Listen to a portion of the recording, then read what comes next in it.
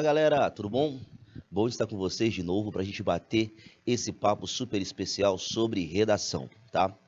E olha só, gente, hoje nós vamos dar continuidade, nós vamos retomar um ponto muito importante na produção do nosso texto. Nós vamos falar de um assunto que eu tenho certeza que você vai adorar e nós vamos retomar um ponto muito importante, que é o momento em que você vai reorganizar os seus pensamentos em prol do desenvolvimento produtivo da sua redação, tá? Então, qual é a nossa intenção de hoje? É falar sobre repertório sociocultural. Mais especificamente, falar sobre repertório sociocultural dentro de uma perspectiva de introdução. Para ser mais preciso, a nossa ideia é imaginar como você vai montar toda a estratégia de desenvolver o texto, de imaginar qual é o projeto que vai ser seguido por você e principalmente para imaginar como é que eu vou fazer para selecionar bem todos os conhecimentos necessários para que eu atinja aí sim o sucesso na minha produção textual a princípio e para que eu atinja o sucesso também lá na minha ideia de produção textual no que se refere ao projeto de argumentação. Bom, para isso a gente precisa entender o que é repertório, para isso a gente precisa entender como eu vou estudar repertório, a gente precisa perceber como é que é a lógica de montagem textual que me permita, sim, saber o que selecionar da minha bagagem cultural para que eu atinja necessariamente a pontuação esperada, que é a pontuação, vamos lá, vamos em busca dos 1000 pontos aí no Exame Nacional do Ensino Médio, tá? Então é claro que a gente vai pensar nessa possibilidade, evidentemente, a partir de um princípio de que você vai conseguir planejar isso antes de começar a escrever, certo? Esse é um ponto bem interessante, porque é difícil você estudar redação. É complexo, é difícil, é complicado, é até por vezes sacrificante pela falta de um direcionamento adequado. Quando eu vou estudar matemática, eu sei que eu vou começar lá pelo conjunto, pelas noções de operações, que eu vou começar por uma noção lógica matemática. Existe uma sequência de conteúdos. Quando eu vou estudar redação, isso fica meio que nebuloso na minha mente. Como é que eu faço para direcionar isso?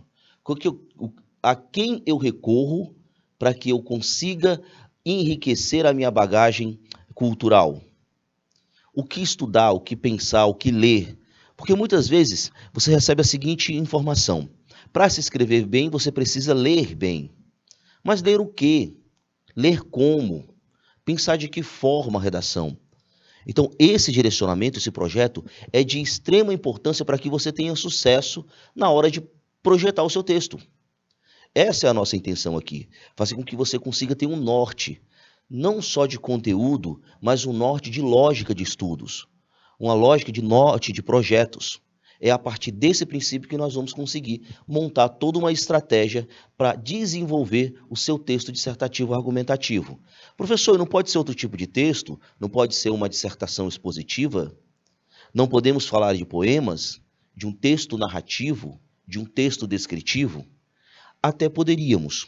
Só que tem uma questão que pesa muito no momento de você escolher a tipologia textual, principalmente aqui no terceiro ano do ensino médio, que é o fato do que é que vai ser cobrado de você nos processos seletivos.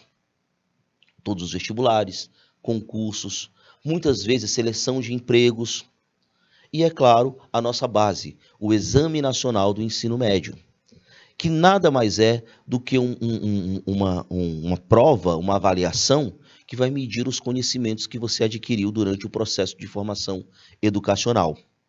E todos esses exemplos que eu dei vão te cobrar, pelo menos em 90% das vezes, dissertação argumentativa.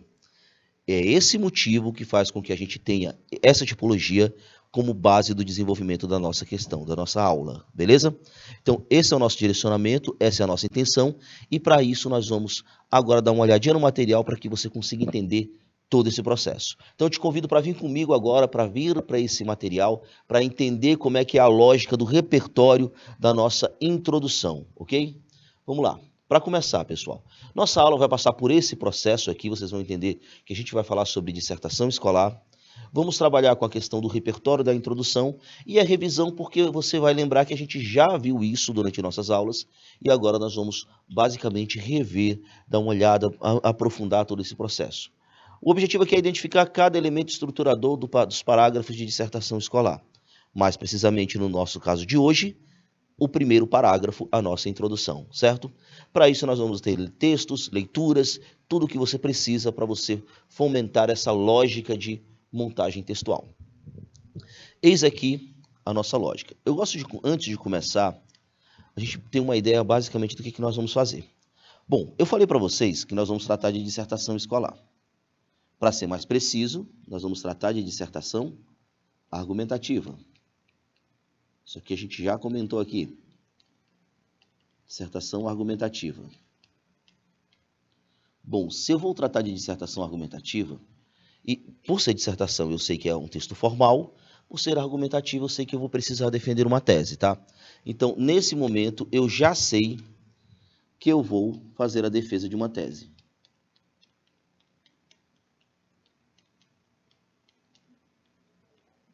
Defesa de uma tese. E eu já sei também que essa tese, ela tem um valor opinativo, porque é aqui que eu vou falar do meu ponto de vista. É um ponto de vista sobre um tema. Informações importantes para que eu direcione toda a minha linha de pensamento, certo? Por que eu vou pensar nisso daqui? Porque a dissertação argumentativa, ela não se limita apenas na defesa da tese. Tem um como eu vou defender essa tese. Tem um porquê eu vou defender essa tese. E isso daqui, ela vai ser pautada na seguinte ideia. Para que esse argumento seja válido, eu preciso, necessariamente, de fundamentação teórica. Eu preciso de fundamentação, para que, necessariamente, eu tenha o desenvolvimento adequado desse ponto, desse texto. E aí eu lhe pergunto, o que é a fundamentação teórica?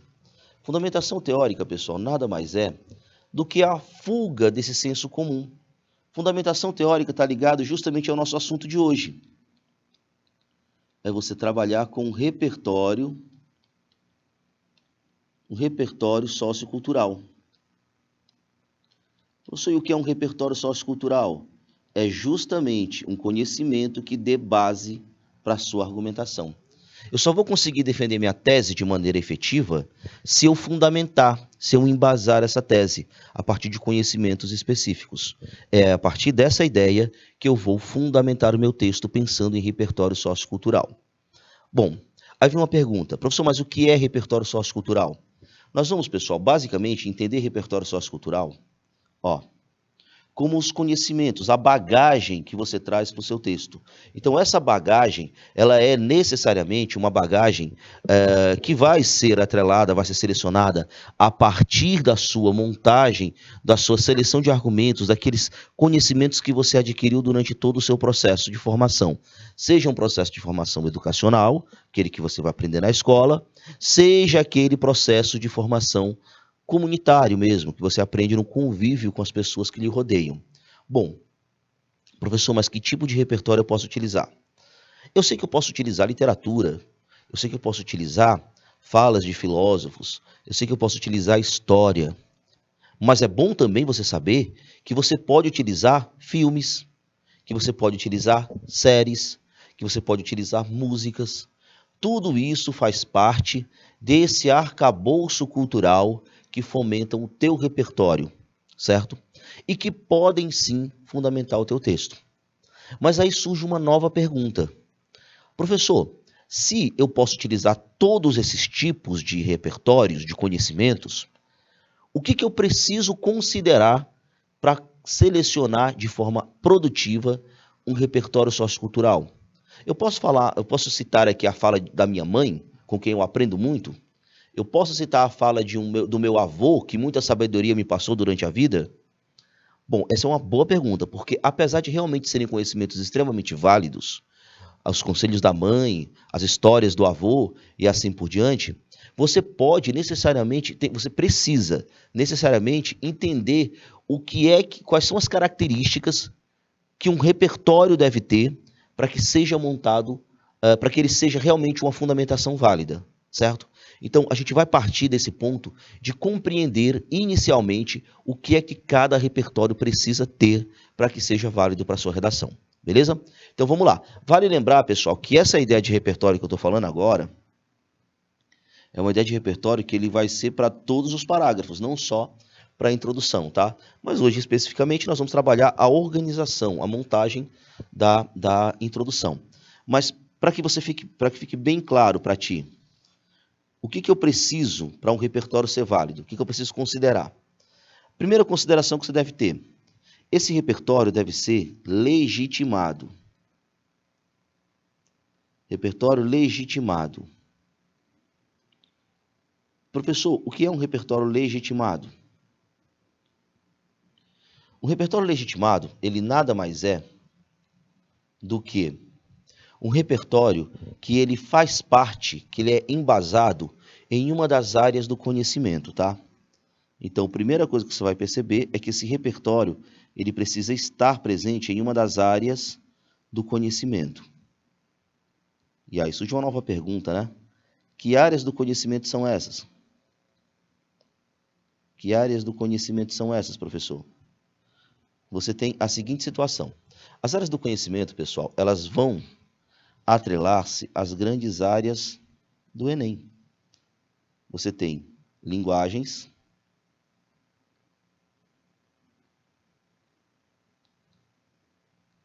pode estar numa dessas áreas. Aí aqui eu vou destacar até aqueles elementos que a gente acha que não faz parte. Por exemplo, a questão dos filmes, a questão dos quadros, a questão da música, tudo faz parte aqui da questão das linguagens. Eu também posso ter algo que seja fundamentado a partir da área da matemática. Professor, como é que eu posso trazer essa noção de matemática? Você pode trazer uma noção de lógica, você pode trazer uma relação que envolva a questão necessariamente de soma mesmo, de ideias e assim por diante, tá? Mas você também pode trazer algo que seja fundamentado a partir das ciências da natureza. Vale destaque aqui, por exemplo, para as relações, para teorias como que envolvem, por exemplo, o meio ambiente. Nós temos aqui a hipótese de Gaia, que está ligado à área da natureza, que pode ser utilizado em vários momentos dentro dessa percepção de natureza. E mais, pessoal, você pode utilizar, que talvez o que a gente mais utiliza, que é da área de humanas. Conhecimentos históricos, conhecimento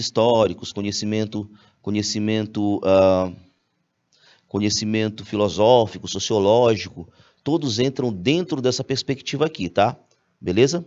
Então, tudo isso que a gente pode colocar dentro desse sentido, você vai fomentando, vai montando essa estratégia para estruturar o seu repertório sociocultural. Então, a primeira coisa que você vai ter que pensar é, esse repertório precisa ser legitimado.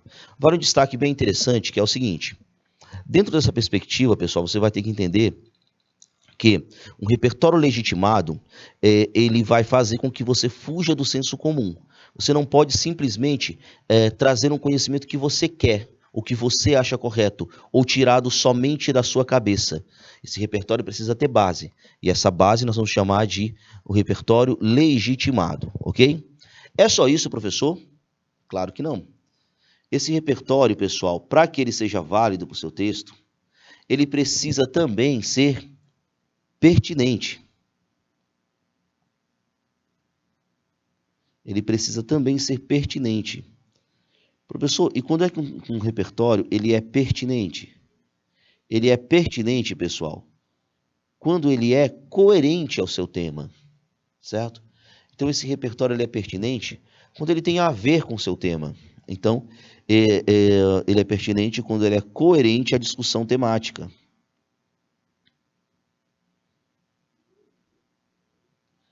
Não adianta nada você trazer a fala de um filósofo super importante e você trazer algo totalmente novo, algo que vai surpreender o corretor, se esse conhecimento não estiver ligado ao tema. Por motivos óbvios. Para que serve o repertório? Para fundamentar a sua ideia. Se você está trazendo um repertório que não está ligado à sua ideia, ele não tem como fundamentá-la. E por não ter como fundamentá-la, você necessariamente vai ter um problema relacionado a essa questão da pertinência temática, certo? Então, um ponto importante aqui da pertinência temática. Outro detalhe aqui para vocês. não é só isso. Para que eu feche esse repertório como algo realmente produtivo, eu preciso ter uma outra ideia. Que outra ideia é essa, professor? Agora, além de tudo, o meu repertório precisa ser produtivo, tá? Então, além de ser pertinente, além de ser legitimado, ele também precisa ser produtivo.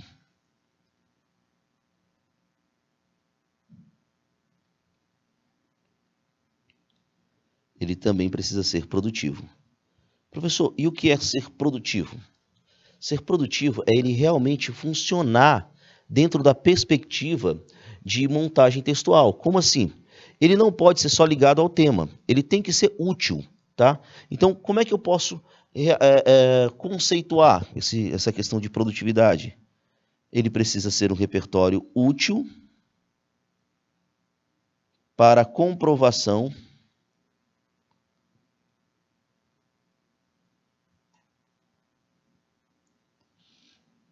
do argumento.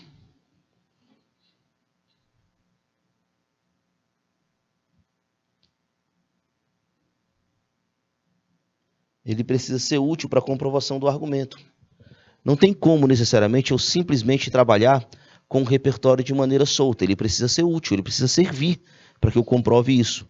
Daí essa montagem textual. Lembrando, pessoal, que tudo isso a gente está levando em consideração o Exame Nacional do Ensino Médio, tá? Eu estou levando em consideração o Exame Nacional do Ensino Médio, beleza? No Exame Nacional do Ensino Médio, o repertório ele é avaliado na competência de número 2.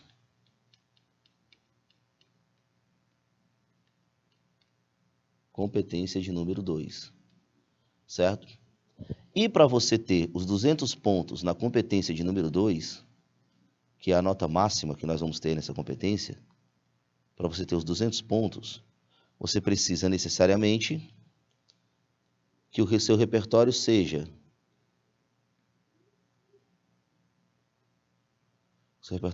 legitimado, pertinente e produtivo, ok? Então, essa é a nossa lógica de montagem do repertório. Professor, entendido agora. Agora, veja bem, que a gente já entendeu o que tem que ser um repertório. Eu vou defender, vamos começar desde o início para você entender todo esse quadro que está aí na sua tela. Eu vou fazer uma dissertação escolar. Essa dissertação ela tem características argumentativas. Por isso, se ela tem características argumentativas, eu sei necessariamente que eu preciso defender uma tese. E eu vou saber necessariamente que essa tese, ela nada mais é do que a defesa de um ponto de vista. Esse é o meu grande objetivo para montar meu texto. Para eu defender uma tese, e para que essa defesa seja válida, eu preciso de fundamentação teórica, que basicamente é o fugir do senso comum. Eu saí da ideia de que o que eu penso somente é o suficiente para que eu monte meu texto. Isso não é verdade. Para isso eu preciso fundamentá-la a partir de uma ideia de repertório sociocultural, certo? E aí, o que é repertório sociocultural? É o conhecimento que você adquiriu durante sua formação. É o arcabouço de conhecimento que você traz dentro do seu processo de formação como pessoa. Bom, professor, mas que tipo de repertório eu posso recorrer? O repertório que eu vou recorrer, ele precisa ser legitimado por uma das áreas do conhecimento. Quais são as áreas? Linguagens, matemática, natureza e humanas. Ele precisa ser pertinente, porque ele precisa ser coerente ao tema. Não adianta nada você fazer um repertório que não esteja ligado ao seu tema. E ele precisa ser produtivo, porque ele precisa ser útil para a comprovação do seu argumento. Tudo isso é baseado no Exame Nacional do Ensino Médio, na qual o repertório vai ser trabalhado na competência de número 2 e ele vai contar com 200 pontos caso você cumpra essas exigências de o repertório ser legitimado, ser pertinente e ser produtivo. Esse é o primeiro ponto que eu queria conversar com vocês. Agora vamos pensar em como é que eu vou organizar isso dentro da minha mente e, principalmente, como é que eu faço para estudar essa questão do repertório. Vamos lá, seguindo em frente. Bom, a primeira dica é, faça esse caminho. esse caminho para que você consiga montar a sua estratégia. Você vai sair do que é universal para o que é particular. É a primeira grande estratégia para você montar esse estilo de repertório, para que você consiga pensar no repertório e até estudar um repertório de forma prática. Como é que você vai fazer isso? Entenda que você não vai saber, não vai ter um conhecimento específico de um tema dentro de uma perspectiva de 1000 temas possíveis, 1000 assuntos possíveis que podem aparecer como tema do Exame Nacional do Ensino Médio. Então não é lógico você tentar saber especificamente tudo sobre aquele tema. O que é lógico então, professor? É lógico que você consiga aprender a estudar isso. Na verdade, o Enem ou qualquer outro vestibular, ele não busca que você tenha conhecimentos específicos sobre o tema que vai ser apresentado. Não é isso que se busca lá. O que se busca é a sua capacidade de selecionar o que você tem em mente para que fundamente uma opinião sua.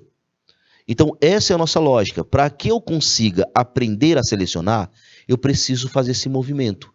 Sair do que é universal para o que é particular. Como é que eu posso fazer isso, professor? Você pode fazer isso com a seguinte ideia. Primeiramente, classifique os seus temas. Classificação de temas. Por que classificação de temas? Quando eu classifico os meus temas, eu monto uma estratégia do que é universal. É como se eu tivesse um conhecimento para grupos diferentes de temas, tá? Então aí, basicamente, nessa ideia, eu vou ter essa noção de montagem textual. A classificação do meu tema é baseado num grupo de temas que pode me trazer essa concepção, esse direcionamento de montagem textual, tá? Então, primeiramente, eu vou classificar meus temas. Segundo passo, eu vou vir para o que é particular. Depois que eu criei um conjunto de temas que são próximos, eu vou, claro, necessariamente trazer especificamente para o tema. Então, trazer para o que é particular é especificar o tema que você está trabalhando. Então, eu vou sair da classificação e vou partir para uma especificação do tema.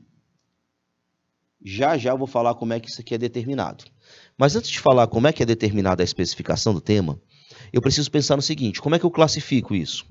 Veja bem, eu vou chamar essa classificação de eixos temáticos, tá? De eixos temáticos. Professor, como é que eu monto então essa classificação de eixos temáticos?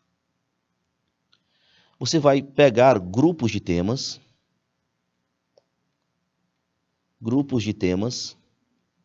e esses grupos de temas você vai classificá-los por alguma semelhança, tá? Para isso, qual é a estratégia que eu costumo utilizar?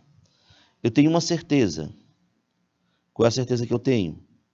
O tema do Exame Nacional do Ensino Médio, ele sempre vai configurar-se como um problema social.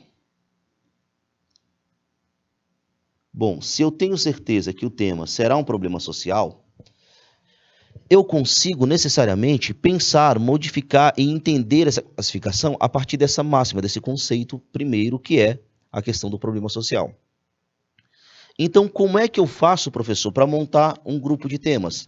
Eu tenho uma sugestão, claro que isso daqui não é fechado, né? É uma sugestão que eu te dou para você criar eixos temáticos, para você agrupar temas. Se eu tenho certeza que eu tenho um problema social, eu tenho certeza que direitos serão violados. Então, como é que eu vou fazer? Eu vou criar esse universal pelos direitos violados no tema. Sempre eu vou ter um problema social, portanto, sempre eu vou ter uma lógica de direitos violados, beleza? Bom, montado essa parte, o que nós vamos fazer? Montar essa parte, aí eu vou pensar agora em como é que eu vou direcionar cada um desses pontos. Veja bem, eu sugiro 7 eixos temáticos. Quais são eles? Educação, saúde, meio ambiente, segurança, tecnologia, sociedade, trabalho e economia. Bom, professor, e qual é a lógica de eu defender isso? Em que é que essa estrutura toda me ajuda? Veja bem, eu vou lhe dar um exemplo. Se nós trabalharmos, por exemplo, com educação, você pode incluir temas como a prática do bullying, a evasão escolar, a dificuldade na educação digital, a educação à distância em questão no Brasil, a discussão sobre homeschool. Então, todos esses temas que eu acabei de citar, eles se ligam por um eixo. Que eixo é esse? O eixo educação. Qual é a vantagem? Como é que eu faço para selecionar bem argumentos? Te liga só. Se eu trabalhar nessa perspectiva, eu consigo dizer o seguinte, que o meu eixo temático, vamos supor aqui, vou citar uma frase de alguém. De acordo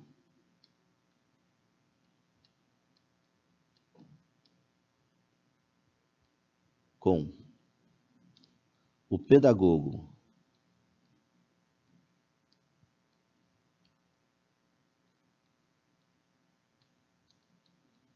Paulo Freire, veja que eu peguei uma autoridade no assunto.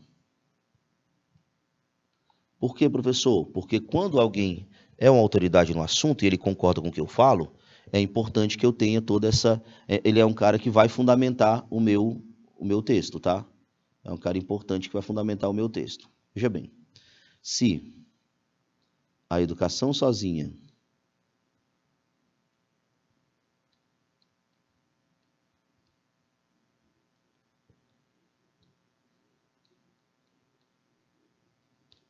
não muda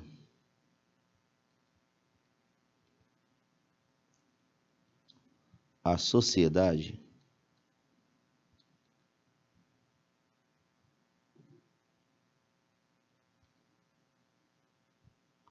sem ela,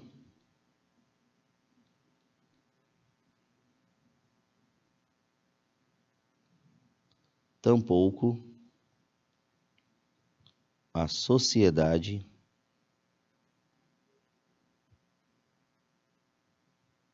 muda. Qual é a vantagem, professor, de eu colocar assim? Veja bem, olha como é que eu consigo estudar repertório. E funciona muito bem para a gente. Se eu colocar essa frase como exemplo, frasezinha aqui do Paulo Freire. De acordo com o pedagogo brasileiro Paulo Freire, se a educação sozinha não muda a sociedade, sem ela tampouco a sociedade muda. Dentro dessa concepção de Paulo Freire, sempre que eu trouxer temas que envolvem educação, eu consigo citar o Paulo Freire. Vou lhe dar um exemplo. Supomos que o nosso tema seja a evasão escolar. Se o tema é evasão escolar, como é que eu vou conseguir montar essa estratégia? Veja bem, vou começar o meu texto. Ó. De acordo com o pedagogo brasileiro Paulo Freire, se a educação sozinha não muda a sociedade, sem ela tampouco a sociedade muda. No entanto, na prática,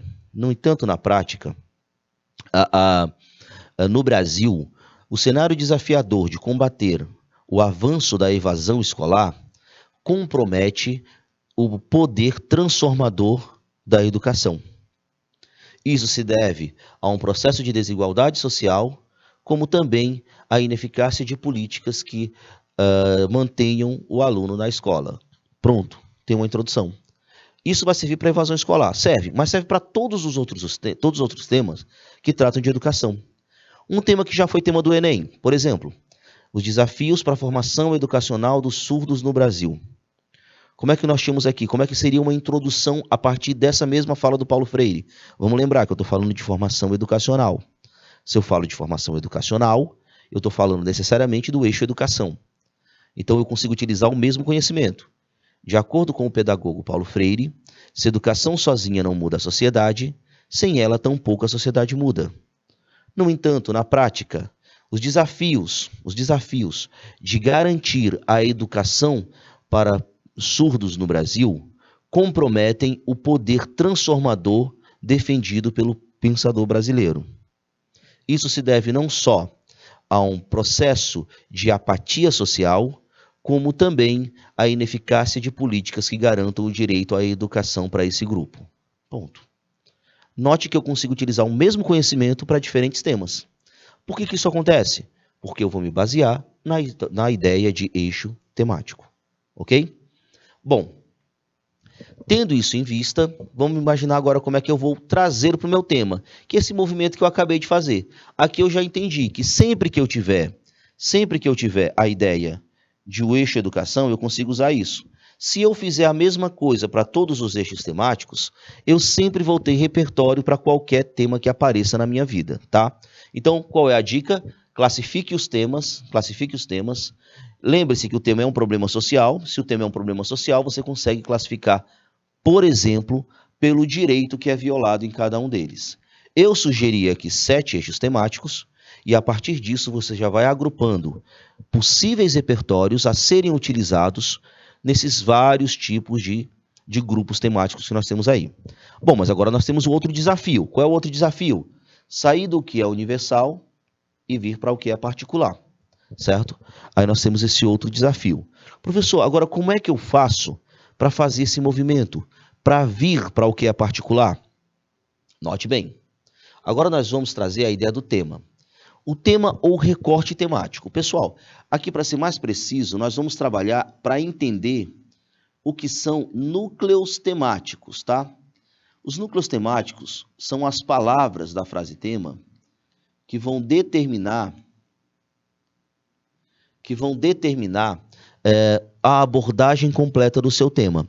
Então, o que eu vou fazer aqui? Eu vou pensar esses núcleos temáticos como um norte, para que eu consiga especificar aquele padrão mais geral que eu acabei de fazer. Olha o exemplo. Essas expressões aí, que a gente vai chamar de núcleos temáticos, esses núcleos temáticos nada mais são do que as palavras da frase tema, tá? Que vão determinar a abordagem completa dele, certo? Então, o que determina a abordagem completa do tema? São as palavras-chave da frase tema. Pense bem, você sempre vai ter a mesma estruturação. Primeiramente, você vai ter uma palavra que indica problema, você vai ter uma palavra que especifica e uma palavra que vai determinar o tema em si. Como assim, professor? Veja bem, lembre-se bem, sempre no seu tema que você vai procurar uma palavra que indica problema ou que faz referência a uma ideia problemática. Primeira coisa que você vai procurar é isso. Outra coisa que você vai procurar, uma especificação, porque o tema ele não é algo solto. O tema ele vai te dar um grande assunto, mas o texto em si ele pede para que você especifique esse assunto.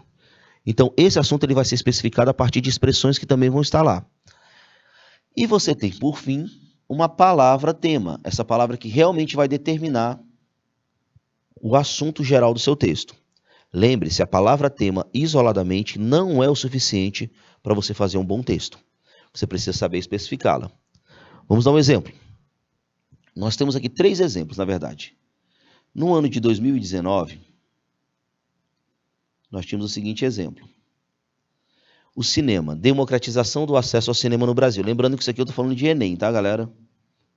Estou falando do Enem de 2019. Ele trouxe democratização do acesso ao cinema no Brasil. Primeira coisa que eu já sei, a palavra tema é cinema, tá? Então eu preciso falar de cinema. Mas eu preciso trazer para uma especificação. Qual seria a especificação de 2019? Seria a palavra democratização.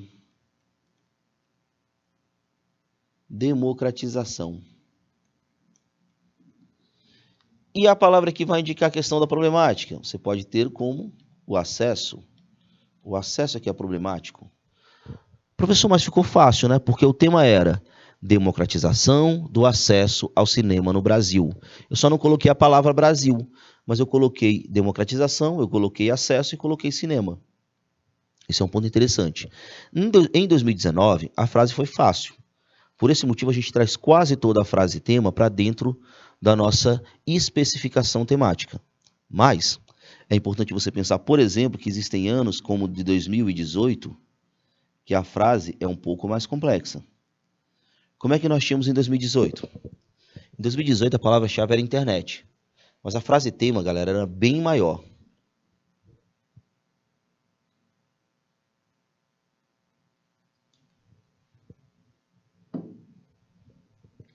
A frase tema, ele trazia a seguinte situação.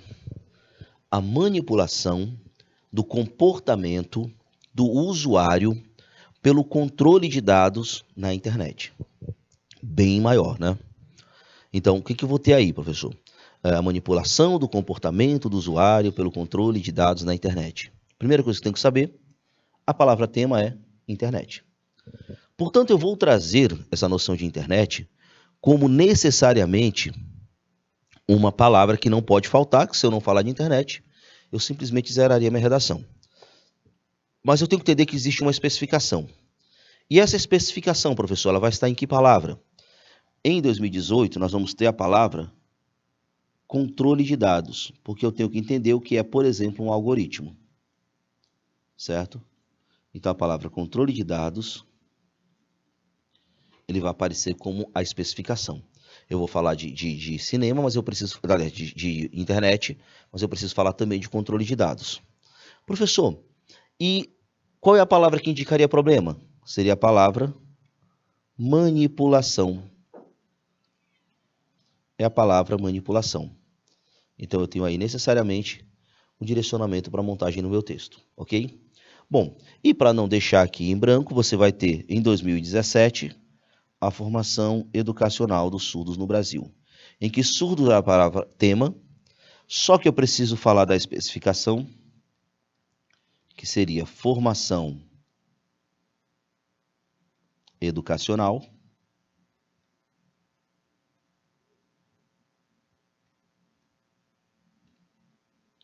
E eu vou ter aqui a questão dos desafios aparecendo como a palavra que vai indicar problema. A partir daí, você tem necessariamente uma montagem textual muito bem definida, certo? Bom, é dessa forma que você faz o movimento. Sai do que é universal, que são os eixos temáticos, e vem para o que é particular, que são os núcleos temáticos trabalhados aqui no tema. Bom, vamos ver um exemplo de como é que eu faço esse movimento. Olha só, vamos trabalhar aqui com a estratégia argumentativa. É um exemplo de como é que você vai montar tudo isso. Veja bem, eu tenho aqui a seguinte situação. Esse foi o tema de 2020, tá? Vamos lembrar que isso aqui eu estou falando do Enem.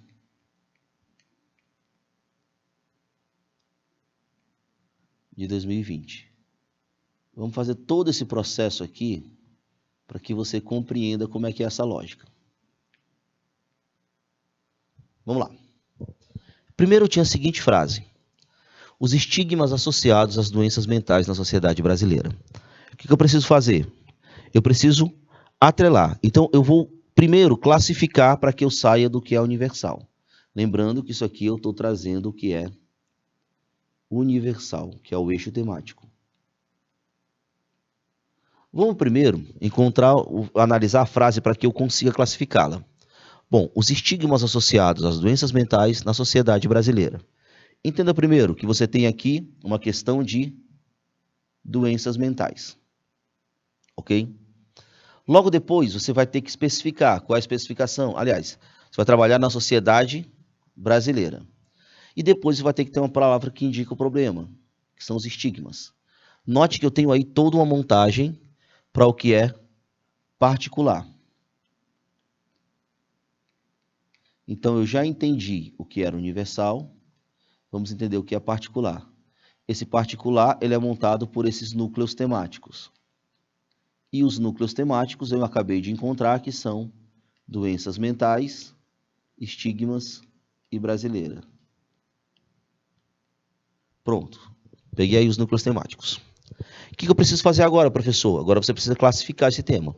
Qual é o direito que é colocado em risco quando eu crio estigmas relacionados às doenças mentais? É o direito à saúde. Então, eu consigo dizer que o eixo a ser trabalhado é o eixo da saúde.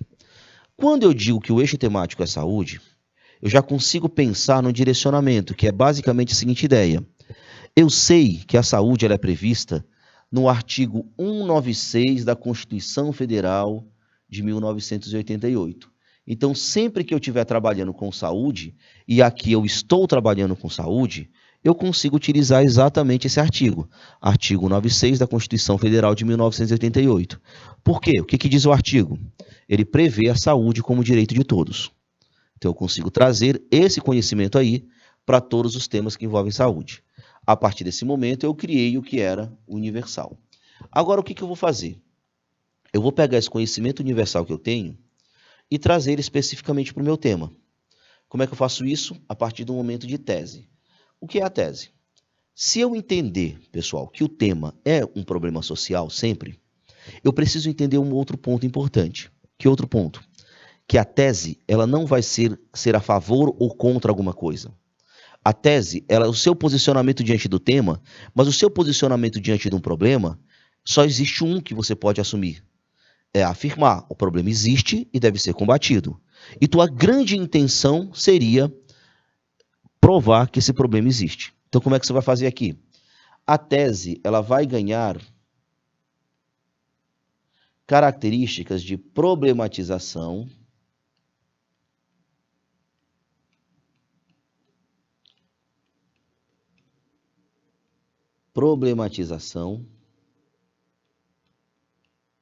do tema.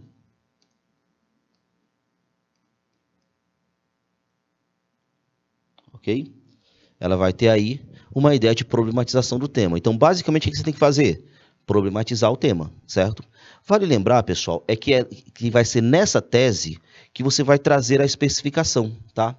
Então, é nesse momento em que vai haver o processo em que você sai do que é universal e vem para o que é particular. Então, é nesse momento que você vai especificação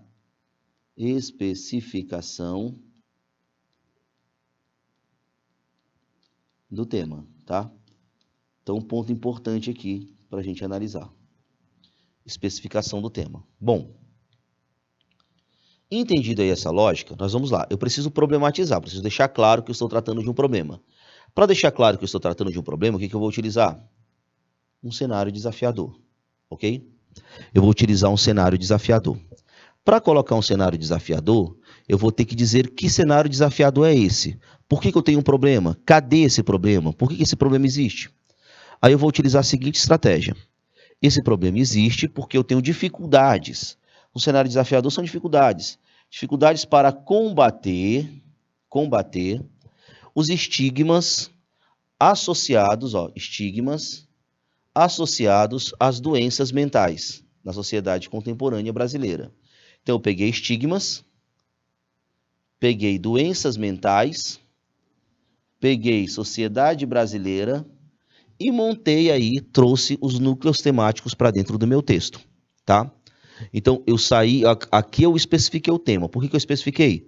Porque eu falei que eu tenho um problema relacionado lá à frase tema, trouxe os núcleos temáticos para dentro do meu texto, e aí eu consegui fazer um movimento. Eu saí do que era geral, que é o direito à saúde, e trouxe para o que é específico, que é a questão dos estigmas associados às doenças mentais. Ainda para completar essa estrutura textual, o que nós vamos perceber aqui? Você vai pegar uma ideia de argumentação. Como é que funciona essa argumentação, professor? Ela vem, pessoal, primeiramente você tem que saber o seguinte, argumentos é a prova da existência da tese. A prova da tese, você vai argumentar para provar uma tese. Como é que você prova uma tese? A partir da ideia de que existem causas que vão determinar que esse problema é verdadeiro. Como é que eu faço isso? Provas da existência do problema, elas vão estar atreladas justamente a essa concepção de montagem textual. Veja bem, se eu preciso provar que um problema existe, qual é a sugestão que eu dou? Eu vou trabalhar com causa 1 e causa 2, tá? Sendo que a causa 1 eu envolvo sociedade e a causa 2 eu envolvo necessariamente o poder público, ok? Então, essa lógica aqui, pessoal, é uma lógica que eu vou conseguir montar a partir dessa concepção, dessa ideia, desse direcionamento textual. Veja bem, eu posso dizer o seguinte, qual é o problema, por que existem desafios, por que existem dificuldades para combater estigmas associados às doenças mentais? Isso existe porque a sociedade ela é apática. O que quer dizer apatia? A sociedade não faz o que deveria, ela é inerte. O que é a sociedade ser inerte, professor? A sociedade ser inerte é ela não fazer o suficiente para mudar o problema. Por que ela é inerte? Porque a sociedade é alienada. É alienada, pessoal, ela está por fora, ela é indiferente. Indiferente, ela não se preocupa. Ela não se preocupa por alguns motivos. Ou porque não quer se preocupar, ou porque, por exemplo, é desinformada. Então, a desinformação, ela pode ser o que é ser desinformada. Ser desinformada realmente é não saber de nada, estar por fora do assunto. É não se dar conta do assunto. Por fora do problema.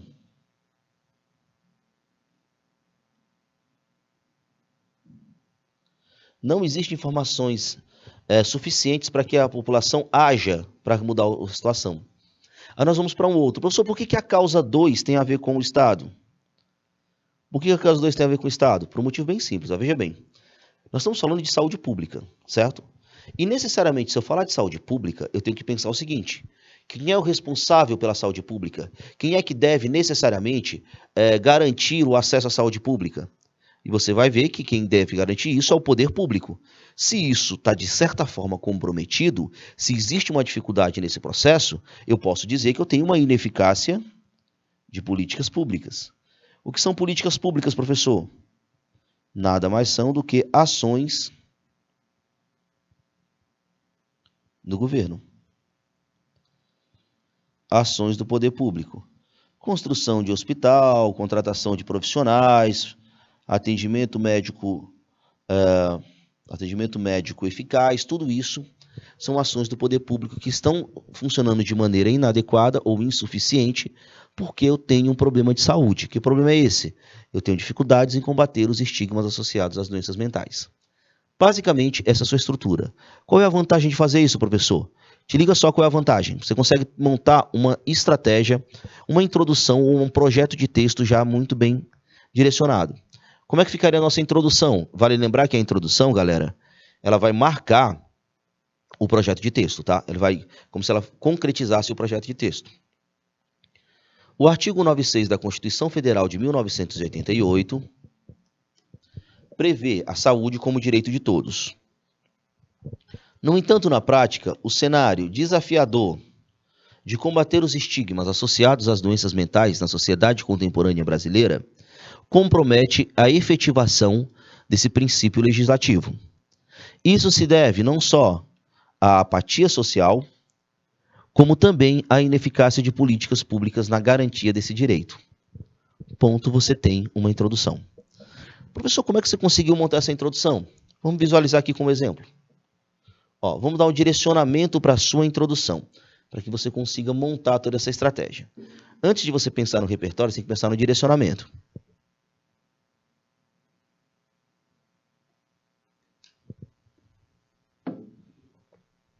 Então, organizando o que a gente falou aqui no slide anterior, você vai pensar logo de cara, eu preciso de uma tese, que é a ideia que eu vou defender.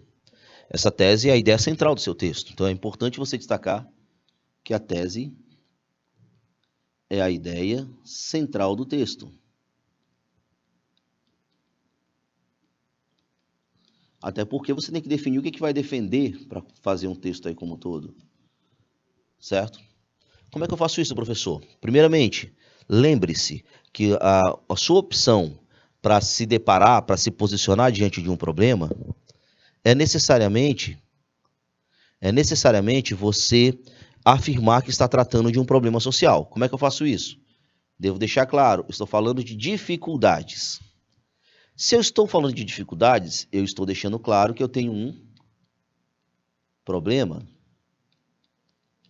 Já afirmei claramente que eu tenho um problema. Agora eu tenho dificuldades para quê? Eu tenho dificuldades para conter alguma coisa. Aí lembre-se, o que você tem que trazer agora para o seu texto? A especificação. Essa especificação vai ser dada como? A partir dos núcleos temáticos. De conter os preconceitos relacionados a doenças mentais. Professor, mas você não falou de Brasil aqui. Lembrando que isso aqui vai funcionar como os núcleos temáticos, que é a parte em que eu vou especificar o meu texto. Eu não falei de Brasil aqui nesse momento, pessoal, porque você vai perceber que eu vou falar de Brasil antes disso aqui. Porque eu vou falar justamente na Constituição Federal Brasileira, ok? Então vamos lá, vou falar de núcleos temáticos. Logo depois, o que você vai montar aqui? Você vai montar uma estratégia que vai ser pautada na história de o que eu vou projetar no meu texto. O que prova que eu tenho dificuldades. E essas provas, elas estão atreladas à ideia de causas. Causa 1, formação de uma sociedade individualista. Então isso aqui vai funcionar como causa 1. Por que é importante? Porque isso daqui é o que eu vou trabalhar lá no desenvolvimento 1. Lá no desenvolvimento eu vou provar em um parágrafo que a sociedade é individualista. Causa 2. Eu falei das políticas públicas de uma maneira mais direta.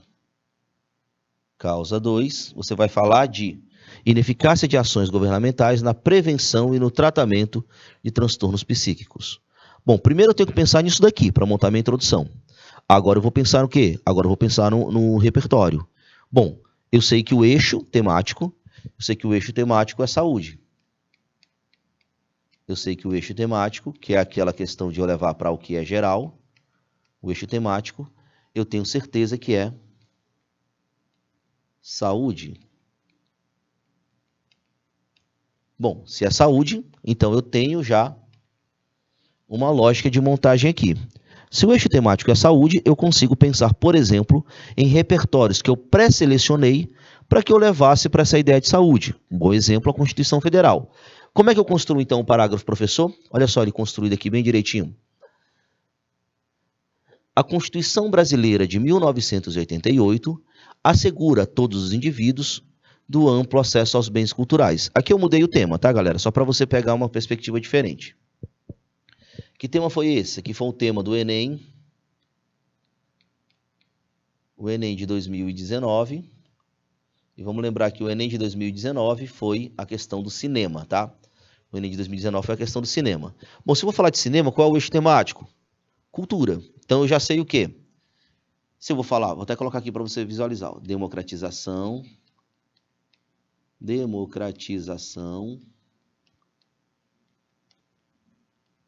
do acesso ao cinema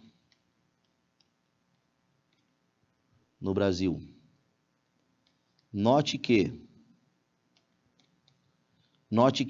se eu estou falando de cinema, o meu eixo temático seria cultura. Por que cultura é importante? Porque eu vou trazer uma percepção de um eixo temático cultural que vai fortalecer a minha estruturação temática. Então, vamos lá. Como é que eu vou montar aqui? A Constituição, dá para trazer a Constituição também, professor? Dá, porque eu estou falando de direitos. Se eu estou falando de direitos, sempre dá para trazer a Constituição. Agora, eu preciso saber como é que eu vou montar essa estratégia. Ó. A Constituição Brasileira de 1988 assegura a todos os indivíduos o amplo acesso aos bens culturais. Quando eu falo de bens culturais, o que é isso daqui? É o meu eixo temático, tá? Meu eixo temático. Agora eu preciso, necessariamente, trazer para uma ideia do tema. Eu preciso sair do que é universal, vale lembrar que isso aqui é o quê, professor? Isso aqui é o que é universal. Aí eu preciso trazer para o que é particular. Eu preciso trazer para o que é particular. Como é que eu trago para o que é particular? Eu vou pegar os núcleos temáticos. No entanto, na prática, tal garantia é deturpada, visto que o contato com a cultura, por meio dos cinemas, olha só, primeiramente tem um contato, né? Essa questão do contato. O contato, pessoal, ele está determinando aqui a questão que relaciona-se com o acesso, tá? Por meio dos cinemas, Então, necessariamente, o que eu tenho aí? Eu tenho uma saída do que é cultura, do eixo temático, para o que é o tema em si. Então, aqui eu trago a perspectiva do tema.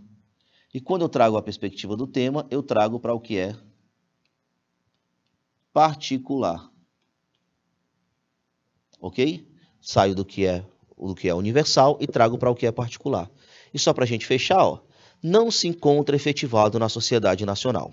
Vamos ler todo. A Constituição Federal Brasileira de 88 assegura a todos os indivíduos do amplo acesso aos bens culturais no país. No entanto, na prática, tal garantia é deturpada, visto que o contato com a cultura, por meio dos cinemas, sai do que é universal e vem para o que é particular, não se encontra efetivado na sociedade nacional. Veja que eu falei de Brasil. Olha o Brasil aparecendo aqui. Esse cenário nefasto, já estou afirmando que é um problema, porque se eu tenho um cenário nefasto, eu tenho um problema.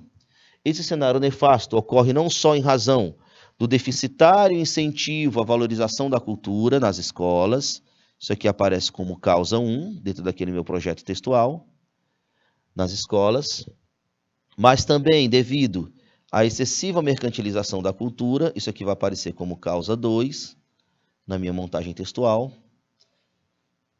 Logo, faz-se imperiosa a análise dessa conjuntura com o intuito de mitigar os entraves, para dizer que eu tenho um problema, para a consolidação dos direitos constitucionais. Voltei a falar da Constituição, que foi o início do meu parágrafo. É dessa forma que você vai planejar o repertório do seu texto, entenda que ele precisa ser legitimado, pertinente e produtivo, faça esse movimento de sair do que é universal para o que é particular, que você vai ter sucesso na escolha da sua introdução. Eu me despeço por aqui, galera, deixo meu grande abraço, a gente se encontra na próxima. Até mais!